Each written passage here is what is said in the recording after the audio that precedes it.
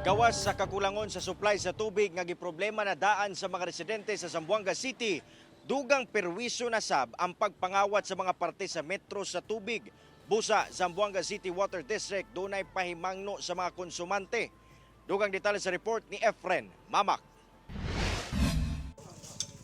Walay ulan apan gibaha na kining parte sa Paso Villa Street sa Barangay Santa Maria, Zamboanga City tungod sa tubig nga miawas na gikan sa unom ka mga water meter sa mga residente.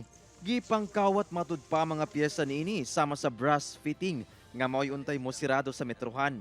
Sa Navarro Street sa mismong barangay, miawas sab ang tubig gikan sa 12 ka mga water meter gumikan sab sa susamang hinungdan. Sumala sa Zamboanga City Water District, nahitabo kini sulod lang sa usa ka gabi niadtong Domingo. Hinoon, girespondihan na kini sa ilang mga personahe. Busa ang mga residente nabala ka na sa gunsong pagpangawat sa water meter. Gani ang residente nga si Paul Francisco nga nakawatan na kaniadto, magmuntar daw og metal box aron dili na makawatan pag-usab. Sobra kayong perwisyo eh. Nga rasyon pa taron nga tubig nga na pa may tabo. So, Pila ang value sir ng mga parts? ang mga hapit 3,000 ni siya. Sa tala sa ZZWD, gikan January 1 hangtod April 4 ning tuiga, miabot na sa 75 ang kaso sa pagpangawat og water meter. Posible matud pa nga ginabaligya kini sa mga kawatan kay duna kuno kini value. Apan sumala sa ubang junk shop sa syudad, dili sila nagapalit og kinawat nga mga butang, ilabi na parts sa water meter. Bawal gat sir, kay jamon bossing taablagat ka namon, bawal kami este klase kumpra item.